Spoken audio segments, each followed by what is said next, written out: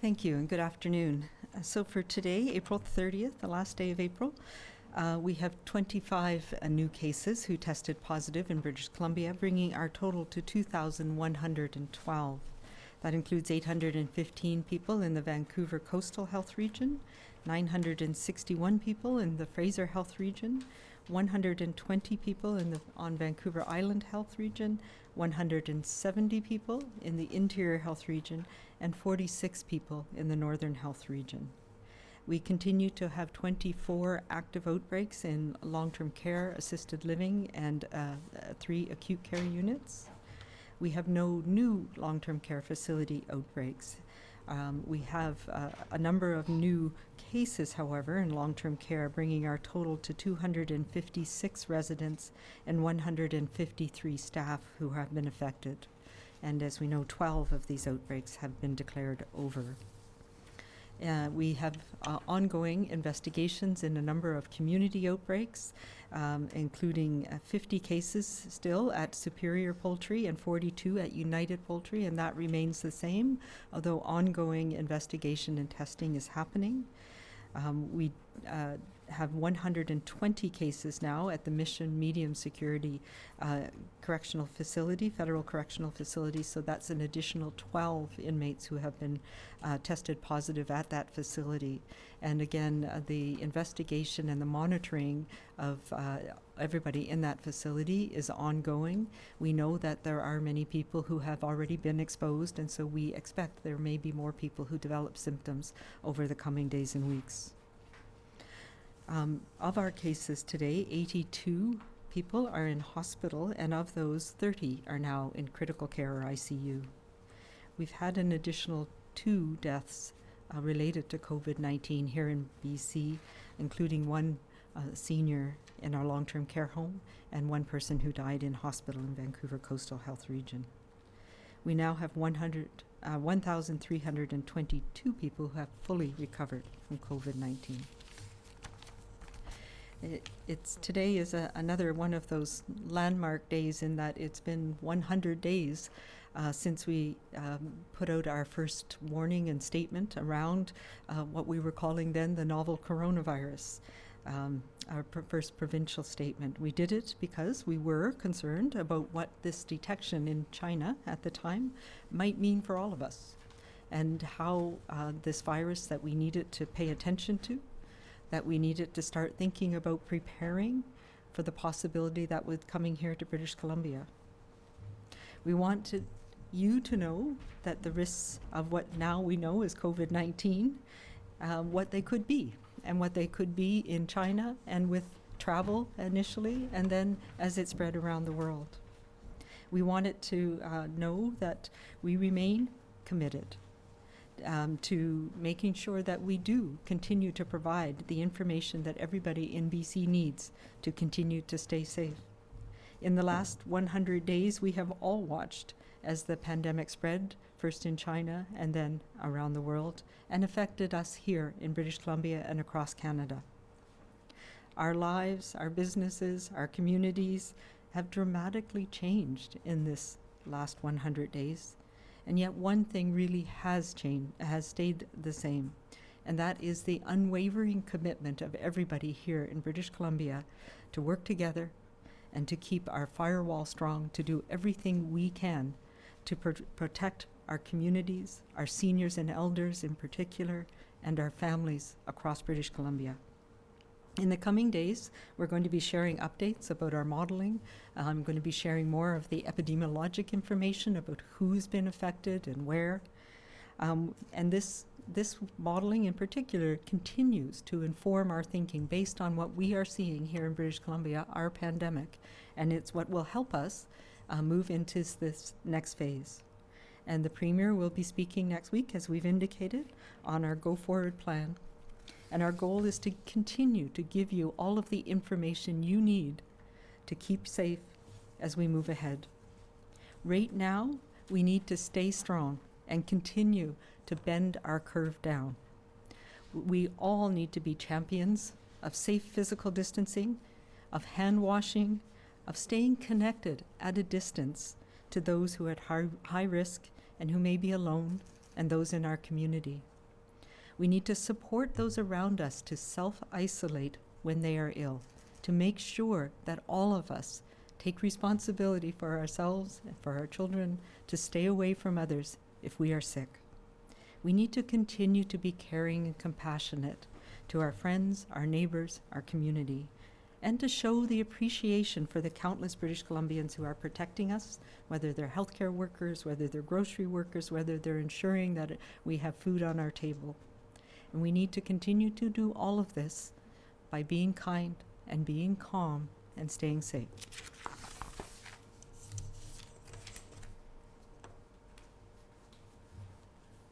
Thank you very much, Dr. Henry. I want to start by acknowledging the two people who have passed away in the last 24 hours, one in the Fraser Health Authority, one in the Vancouver Coastal Health Authority from COVID-19. We know what this means for the families. We know what it means for the caregivers. We know what it means for those communities. And these are significant events, difficult events in this time to mourn, but because it's difficult for us to come together, but we want everybody to know that everyone in BC, everybody in the government, from Dr. Henry to everyone on the health side, to the Premier, everyone is thinking of them today and mourning the loss of their loved ones, and send our condolences to the families.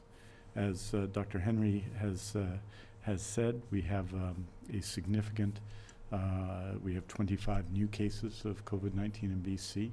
A significant portion of those increased number of cases at the Mission Federal Correctional Center in Mission, BC, and so those are significant events that continue to show an increase, an overall increase in the number of cases in the province. What's happened there and what's happened in the poultry industry in Vancouver and in Coquitlam is a warning to us of why we need to continue to be vigilant. There is a continuing trend that's positive in both critical care and in hospitals in BC. We have 82 people in hospital from COVID-19 in BC, 41 in Fraser Health, 4 in Interior Health, 5 on Vancouver Island, 3 in the Northern Health Authority, and 29 in Vancouver Coastal Health. That's 82. As you'll remember, the high in terms of hospitalization was 149 on April the 6th. Equally, we've seen a reduction in the number of people in critical care, 30 today. This is down from 44 a week ago and a high of 72 also at the beginning of April. There are 4,100 available hospital beds in BC. Our current level of utilization of the system is 63.2%. And of critical care units that have been set up in response to COVID-19 or are established already, we have 44.6% level of occupancy. I'll note again, and we've made this point consistently, that the healthcare system is available for people at this time, people who are struggling with other conditions than COVID-19. 4,481 visits yesterday to emergency rooms in BC, a number that continues to be higher than it was a couple of weeks ago when we hit a low of 2,995. But it should be said that on March 9th, just to put it in context, there were 6,559 cases, emergency room visits in the province. We're still below that, but people are returning, and we appreciate that. I want to speak about some of the some options that are available for people who are dealing with paying for prescription drugs at the moment. We'll talk about the PharmaCare program. This information is available online through both through our app and our online websites, and more information is available from HIBC, Health Insurance BC, where you can call toll free at 1-800-663-7100. What it says and what this note says is that Fair PharmaCare, which almost all British Columbians are enrolled in, that Fair PharmaCare covers dispensing fees if you've met your deductible. In other words, if you've and we're early in the year, but if you've met your deductible, Fair PharmaCare pays $7 of your pharmacist dispensing fee, $10, and if you met your family maximum, it pays for all $10. So that's happening now, and Fair PharmaCare does cover dispensing fees. If you're registered for Fair PharmaCare, but you've had a loss of income, you've lost your job, you can request an income review to get your deductible adjusted, which is based on income. If you have lost income due to COVID-19 and are eligible for provincial or federal assistance programs, you can contact Health Insurance BC at the number I mentioned before. And finally, if you're struggling to pay your deductible, the monthly deductible payment option lets you pay your deductible in small payments each month through the year. This way, Fair PharmaCare covers 70% of your eligible costs right away. This is an option for people who know they will meet their deductible every year, which is the majority of seniors enrolled in the program, for example. This gives them some assistance, especially with cash flow at this difficult time. So I again repeat the number. It's toll free, 1-800-663-7100. I wanted to briefly update you on the single site proposal. This is a proposal in long-term care that will have people working in long-term care restricted to working at a single site. This is the result of successive medical health officer orders where it was applied immediately to all sites where there was an outbreak, and then to a provincial health order in the beginning of April at around April 9th. And I just wanted to let you know the progress and what we're doing with respect to that. On Monday, in fact, I said I'd provide this update, and I'm pleased to do so today. I want to acknowledge first the HEU, the BCNU, the BCGU, BC Care Providers, HEABC, and many more who supported this change, and the team at the Ministry of Health, which is assisting health authorities in implementing that change, including Steve Brown and the team at the Ministry of Health, and especially all the health authorities for working to implement this complex and necessary change, and for providing the results that enabled this report today. There are, just to put it in context, 45,000 unique employees in BC long-term care facilities, assisted living facilities, private hospitals, standalone extended care hospitals, and provincial mental health facilities. Of those 45,000 employees, there are, or at least were, 7,350 employees who have jobs at multiple facilities. And the multiple facilities involved, there are in fact 545 facilities that host multiple facility employees. And here is where we are right now in dealing with this complex situation. Of those 545 facilities, 276 have completed their single site plan, so that's just over half of the employees, and that's 43 in Interior Health, 40 in Fraser Health, 103 in Vancouver Coastal Health, 64 in Island Health, and 26 in the Northern Health Authority. And we expect more progress, significant progress next week. These are the ones that are completed. We're not releasing partially completed. All 545 are underway, but this will be one of the issues and the facts that we'll continue to update every Thursday at these briefings, so people are aware of the situation that we're in. And finally, I just want to speak briefly again to all those who are waiting for surgery in BC. The Premier said yesterday and talked yesterday about the changes that are coming to address the new normal in British Columbia. Not, of course, going back to where we were in December, but going forward to a situation where we will be able to do more in society, to be less restricted in society than we are now. That doesn't mean there won't be rules or demands or challenges. Many of the people who have sacrificed the most are the now people in the tens of thousands who have seen surgeries, scheduled surgeries delayed. And this is a group that we think about every day. And as we plan for this unprecedented surgery renewal, and as we proceed through its delivery, we're taking care to do it right and to ensure we learn and adapt every step of the way. We're giving the same effort to surgery renewal that we have made in the last weeks and months since January in addressing COVID-19. We bent the curve on COVID-19, and we're going to bend the curve for those who desperately need surgery as well. It's going to challenge every single one of us in healthcare, and it will take resources. We know this. But the thousands of people who need their surgeries are counting on us to deliver. It won't be easy, and in the weeks and months to come, it will push us just like COVID-19 has. But as Dr. Henry always reminds us about how we face head-on challenges, such as that COVID-19 puts in front of us, it's not forever, it's for now. Everyone involved is all in on surgery renewal, and we will be presenting updates and a plan to British Columbians in the near future. And what they need now, right now, from all of us, and what they need from us here, but from all of us, is that we stay 100% all in to stop the transmission, 100% keeping our COVID-19 numbers manageable so we can keep surgery renewal proceeding with full force. That's what we need to do for those that we love. That's what we need to do for those that we don't know. That's what we need to do for everybody waiting for scheduled surgery in BC. Je veux dire quelques mots en français. Aujourd'hui, nous annonçons 25 nouveaux cas pour un total de 2112 cas de COVID-19 en Colombie-Britannique. Nous sommes attristés d'annoncer 2 nouveaux décès liés au COVID-19, un à Vancouver Coastal, un à Fraser, pour un total de 111 décès en Colombie-Britannique. Nous offrons nos condoléances à tous ceux qui ont perdu leurs proches. Chaque région de santé de la Colombie-Britannique compte des patients atteints de COVID-19.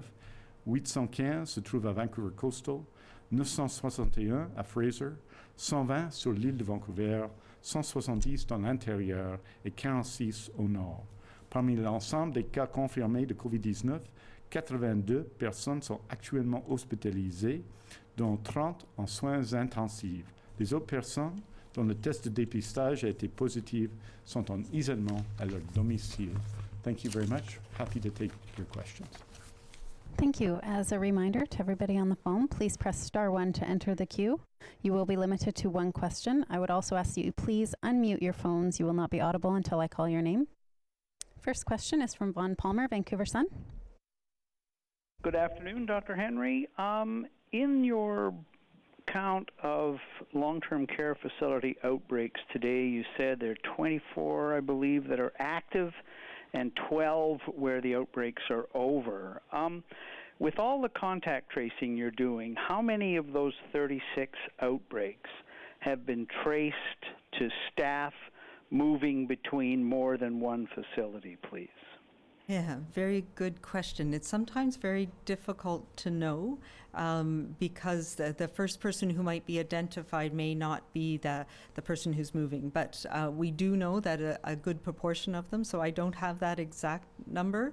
I do know that the majority of them have been related to staff, and often, many of them, as you will know from the list that we give, it's a single staff person who's been identified that we've declared the outbreak regarding. So sorry, I can't really answer that question for you, except that it has been an important consideration, and at least a number of them, particularly early on, which is what triggered us to enact this a single site protocol.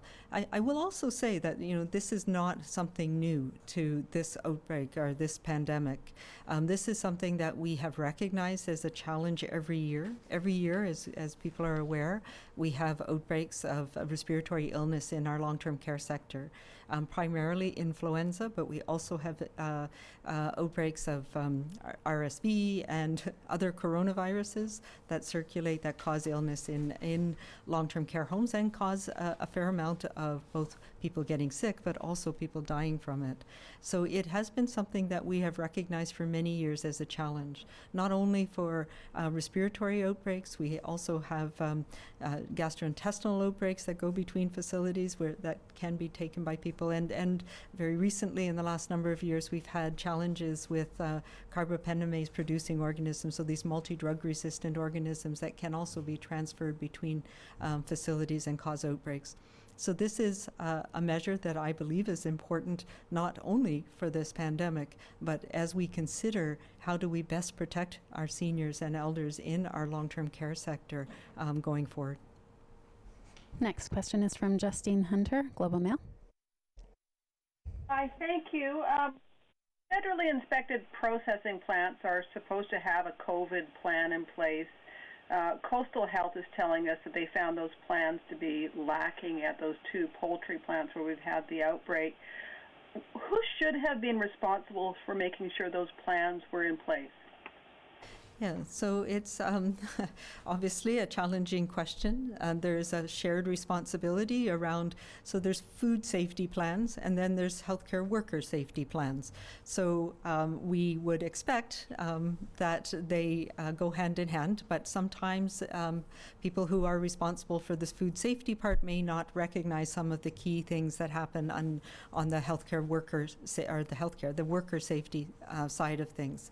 So we do have WorkSafe BC, which has a role, for example. Public health inspectors also have a role around if there are transmission of illness, either between staff or because of the product that's been produced in that plant. And, you know, we have a role, for example, where we've had outbreaks related to contaminated products from plants in the past. So it is a shared responsibility, and I think in this case we clearly needed to do more work on making sure that these plans for worker safety were more robust and were enacted in a more robust way. And that is what we are doing now as part of our going forward in our new normal. When we start looking at other workplaces, this is something that is very important and that we have been talking about to government and to the stakeholder groups. We are going to have in BC provincial level guidance, best practice standards that we will have in each of the different sectors, so that we can all be confident that we have the right plans in place to protect those of us who are going into those settings, the workers in those settings, and making sure that we are all really aware of the things that we need to do to protect us all in this next phase that we're going through, while we still have COVID-19 circulating around the world. Next question is from Tanya Fletcher, CBC. Hi, Dr. Henry. In Alberta, your counterpart has said that people can go outside with a small number of friends as long as they aren't sick, as long as they stay 2 meters apart and they don't share food or drinks.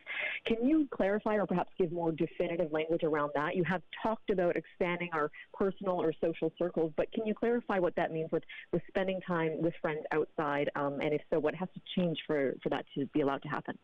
Yeah, so here in BC, of course, we have always maintained, and it's something that I feel quite passionately about, as you probably are aware, that being outside is important for us to be able to release when we're going through such stressful times as these, and that we need to do that, though, safely. And that means maintaining our distance and going with our family, our household group, our circle.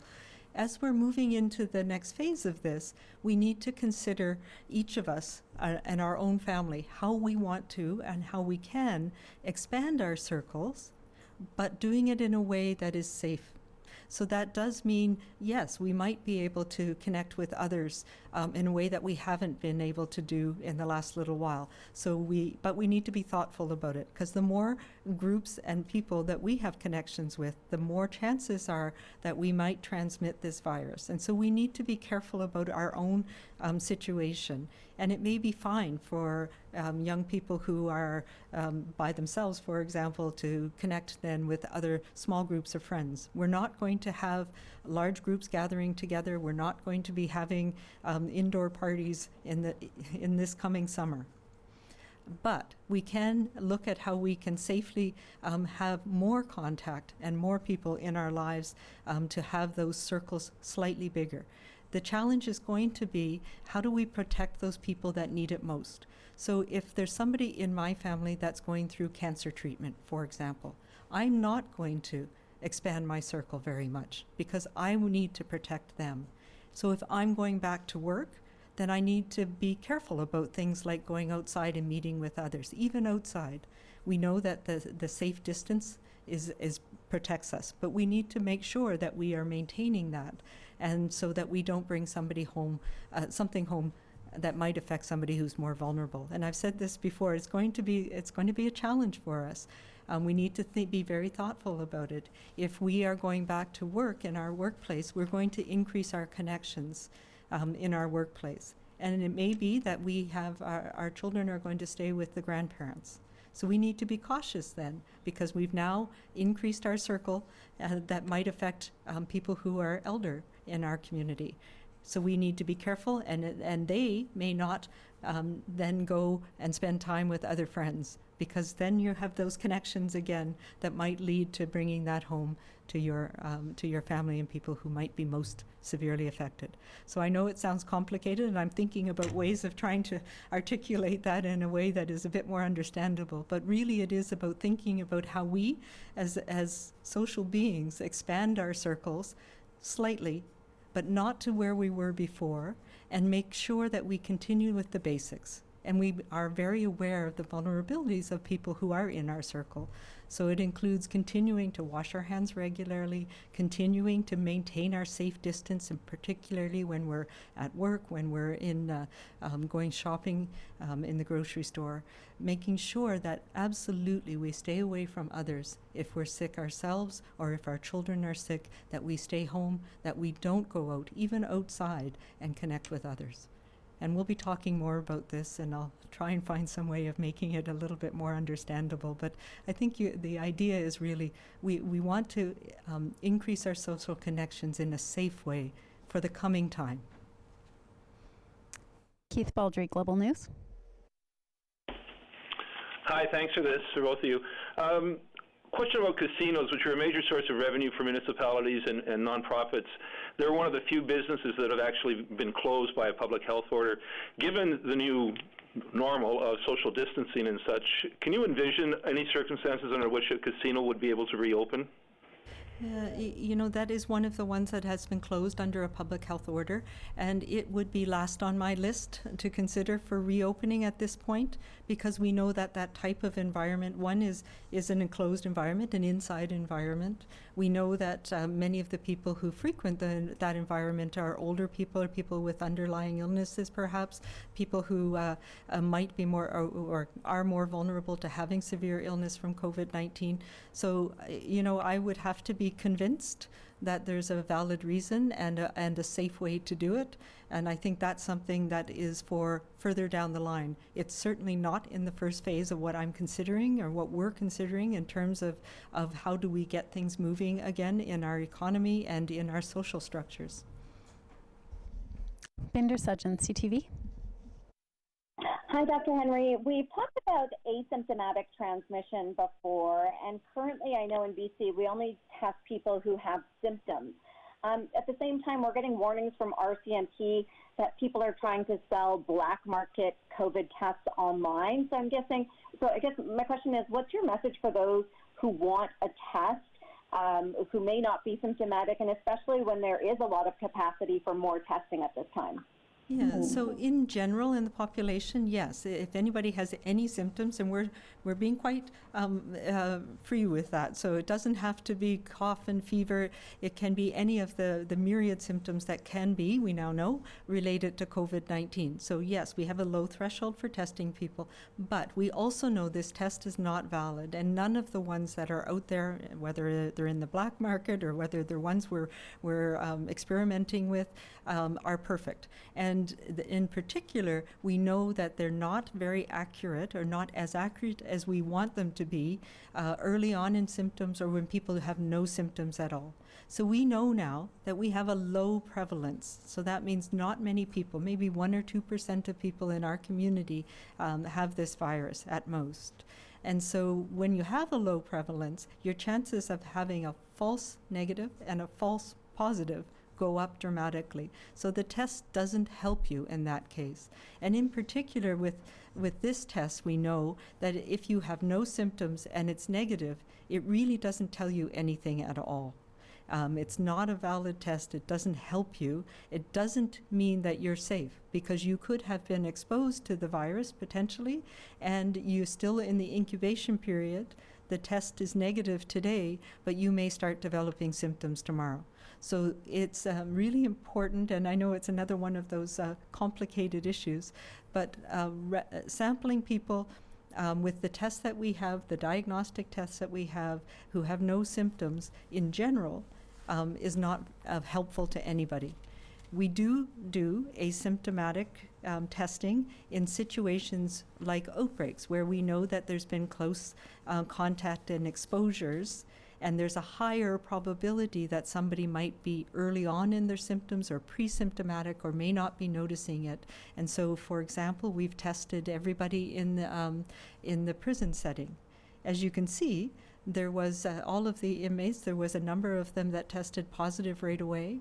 And then we continued to see people developing symptoms, even though they might have tested negative a few days ago. They've now developed symptoms and tested positive. So we need to put it in the context of somebody's risk, and in epidemiology we call that your pre-test probability. So if you've not been around anybody and you don't have any symptoms, your pre-test probability is very, very low, and the test is not very accurate in that circumstance. Next question is from Marcella Bernardo, News 1130. Hi, Dr. Henry. I have been hearing from childcare providers who were told on a teleconference last night there's little risk to kids or staff in daycares, and it's now okay for operators here to start running again at full capacity. Considering the recent outbreak in Toronto, is that true? Yeah, we do believe, and we've looked at this around the world, that there's still very low risk to children. We are still learning about whether children actually, have a lower risk of being infected overall, or do they just have more asymptomatic infection, and what is the risk of a child who doesn't have any symptoms passing it on to adults. And there's still, I absolutely agree, it's a very low risk setting as far as we can tell from all the data we have so far. Having said that, we have never completely closed childcare facilities, because we know it's an important part of the essential service to support people who need to go to work. And the early childhood educators, the people who work in our childcare centers are a critical part of helping sustain the essential services. I will say that it is something that we need to do safely, and going back to full capacity is not exactly where we are right now. So it will be going back to how can we care for children safely, both for the kids and for the educators and the childcare workers, to make sure that that we maintain the important things that we know are protective for this virus. Next question is from Rob Monroe, Info News. Hi, Dr. Henry. I want to talk to you about the temporary foreign workers. You mentioned yesterday that 900 have come in and been isolated and are starting to go out in the community, and 4 were tested positive. A lot of those workers, in the end there will be thousands of them coming to the Okanagan. We had an outbreak here, and it had a second outbreak with it, and some of these people are separated from or isolated for up to 6 weeks. And so 2 sides of that. One is, how are these people being treated in Vancouver in isolation? Is this total isolation, or is it in a group setting like it was here, so there could be further contamination? And the people may be reluctant to come to work in Canada if they fear having to be, in a sense, locked up for 6 weeks. And on the other hand, are they all tested before they leave to make sure that when they come to places like the Okanagan, that we can be confident that they're not bringing COVID with them? Yeah, so a couple of things. It was the outbreak that we experienced in the Okanagan that really made us recognize that people in communal settings, like they were, even though they were very good accommodations, it was very challenging for the workers in those settings to isolate from each other. So once the outbreak gets started, and we have not had new cases, so I'm keeping my fingers crossed, not had new cases for some time in that group, it was very challenging to isolate. So people had been exposed over a long period of time, and that's what led to the fact that it's taken now, we are closing on 6 weeks, because early on people were still having contact and transmitting to each other. And as we know, once you've had exposure, there's nothing we can do to prevent you from becoming ill. What we need to do is isolate you so that you're not passing it on to others. And we are nearing the end of that outbreak, and I will say knock on wood, because it's been managed very well. So that is what triggered us to put in place the measures that we have put in place for the additional temporary foreign workers, just over 900 as of last count. It's probably a little more now. And what we have done is put them up separately. So they are not having contact with each other. They are being provided in a hotel accommodation, so they all have their own bathroom, their own room. They're provided food. They're provided with means to have contact. They have outside time, but we maintain the physical distancing. We maintain the hygiene that's necessary. And so those people who developed illness were removed to a separate area as well in the hotel, so that there was no possibility of cross-contamination. So we are very confident that those who have completed their 14 days have not had contact with anybody who is COVID positive, and there has been a number of tests being done. So there's been a number of workers already who are now moved on to the farms that they're working on. And this is a process that supports everybody. We make sure that they get the health care they need in this time. And I really want to commend the job that was done by Vancouver Coastal, the Mexican consulate, which has been very supportive of particularly the Mexican temporary foreign workers. And, you know, this is the process that keeps us all safe. It keeps them safe. It keeps our communities safe. And so we expect that process to continue. Next question is from Brishti Basu, Victoria Buzz. Hi, Dr. Henry, ministers, whoever can answer this. I was wondering, what type of legislation in the long term are you hoping to see that would prevent employees from going to work sick due to fear of missing wages? And is there a public health order that you can enact in the short term to make this a law? Yeah, the short answer is no. It's very challenging to, labor relations is not something that I can order. However, this is something that is incredibly important during this period of time, and I know government is looking at ways to support that, and I don't know if you want to talk to that. I think the Premier spoke to this at some length in yesterday's press conference as one of those issues that we're looking at as we prepare for the next phase of our efforts against COVID-19 in British Columbia. So it's a very significant issue, and as I've mentioned, I know Dr. Henry has mentioned, in the hierarchy of things we need to do, staying home when we're sick is very important in that, as important as some of the others, washing hands and so on. So this is a high priority for us. It's something that the Premier said very directly yesterday that he and Labour Minister Harry Bains are working on, and it's a high priority for all of us. I think in the new normal, we have to do some things differently from the way they were done before. And not going to work, not going to school, not visiting our loved ones when we're sick is high on that list. And we have to, I think, very vigorously look at that, and that's what's happening. This is a very methodical process that we're going through. It has been since January. It continues to be, to deal with issues as they arise, to not be afraid to change and adapt, and that's what we're going to continue to do in British Columbia, and to always, always be guided by the science. Next question is from Amy Smart, Canadian Press. Hi, Dr. Henry. The FDA says it's moving quickly to approve the drug remdesivir for treatment of COVID-19. Are BC or Canadian officials studying its effectiveness? And if so, how promising does it look to you, and how early do you think it could be available? Yeah, so remdesivir is one that we've been looking at. We early reports out of China actually some weeks ago suggested that it might be helpful. As we've talked about months ago, it seems like now, when a new virus arises, we look at all of the antiviral medications that are out there to see if any of them might have some effect. There's been other medications, as you know, that have been trialed as well. But remdesivir is one that has, it's produced by Gilead, that has had some positive case reports out of China.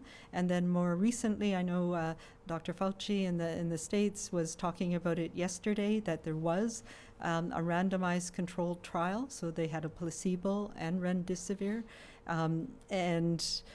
He reported that the results were very positive, and we know that the trial was stopped early because one group was doing better than the other group, and when it was unblinded, it turned out that it was the group that was receiving the medication that was doing better than the placebo group. So that is promising. but we have not yet seen the data from that trial. So this is all normally what we do is as scientists look at it and they study the data, they get a better understanding of, what group is it, were they comparable, who's the people that are going to benefit most from it. So this is an antiviral medication. It doesn't stop you from getting infected, but what it does do is it turns off the mechanism that allows the virus to leave your cells. So viruses inject their DNA, their nuclear material, in this case RNA, into your cell. It takes over your cell's reproduction mechanisms and it makes a whole bunch of copies of itself, and then it has to get out of the cell and into your bloodstream to infect other cells. And so this is a drug that helps prevent that from happening. And it appears that people who have severe illness, so they're hospitalized or in ICU, it might be an effective drug to help them recover quicker. So in that context, it looks promising, and that's very good news. And I think it's something we should all be excited about. We are in BC and in Canada participating in a number of trials that include remdesivir. We need to continue the randomized controlled trials to have a better understanding of exactly how it works, how much, and who it's going to work best for, and we will be continue to participate in those, and we'll be looking at how we can increase that participation. So I think it's a very positive thing, but with cautious optimism because we don't yet know all the details. We have time for a couple more questions. We have Shrishti Gangdev, CKNW. Hi there. I just have another question about the outbreak at Mission Institution. That increase of 12 cases today is almost half of our total case count increase for today. And the institution has been on lockdown for almost a month now. And I'm just wondering why, in that circumstance, you think that with limited interaction, I guess, between inmates, the number of cases is still likely to increase. Yeah, because we know that the incubation period for this virus is quite long. So there are people who were exposed up to 2 weeks ago who are starting to become ill. And in the institution itself, it's very challenging to have complete isolation of people. And it can also be very punitive in that type of a situation. So we do know that there have been exposures, unintentional, obviously, and there are a lot of infection prevention and control measures that have been put in place, but they have been within the last 2 weeks. So we are still in that incubation period where we would see more people becoming ill. I'm hopeful, and we've been seeing that it's dropping off quite dramatically, but as you point out, we are controlling these outbreaks in other places, and that's really positive for us, and it speaks to how important it is for us to be able to detect any outbreak early, because the earlier we get it, the quicker we are able to control it, and we need to prevent them as much as we possibly can. Before we go to our last question, just a reminder for any reporters that didn't get to ask a question today, there will be a statement released later this afternoon. For recommendations on protecting families and communities from COVID-19, visit bccdc.ca. For non-medical questions about the province's COVID-19 response, visit gov.bc.ca/COVID-19. And for a full listing of the Provincial Health Officer's orders, visit gov.bc.ca/PHO guidance. Last question is from Dominique Levesque, CBC Radio Canada. Hi, I'd like to ask a question in English first and have an answer in French after. I was wondering if there were any guidelines for sharing businesses like car sharing or Airbnb, and also circular economy concepts like distributing food or buying and selling secondhand items or just sharing items. Question. The basic guidance that we have around hygiene and spacing and distancing, but we have not yet, that I'm aware, have specific guidance for those things. But when we approach each of the sectors, those are the types of things that we'll be looking for. We'll provide the basics, and we'll be looking for them to provide us with their plans of how it can be done safely, and then we'll work together on making sure that we have that in a standard that can be used by everybody in that industry. En français, et je vais essayer de suivre cela, qu'il y a pas maintenant une direction générale envers ces industries-là. Or, les directions générales s'appliquent, bien entendu. Mais il faut travailler dans chaque secteur, et il me semble, pour répondre à la nécessité de protéger, de sauvegarder tout le monde. Donc, il va falloir développer avec ces industries, sous la direction générale de Dr. Henry et des autres dans les régions de santé un peu partout dans la province. Il va falloir mettre en place des règlements, des guides pour, en quelque sorte, guider ces secteurs de protéger tout le monde. Et ça va être plus difficile pour un secteur qu'un autre, mais c'est ça qu'il faut faire pendant cette période du nouveau normal, si vous voulez, que tout le monde travaille sur ces questions. Et ça va être différent pour les casinos que pour des autres types d'organisations, comme vient de dire le Dr. Henry. Mais quoi qu'il en soit, il faut que tout le monde se met au travail pour assurer la protection de tout le monde. Thank you very much. Merci beaucoup. Thank you.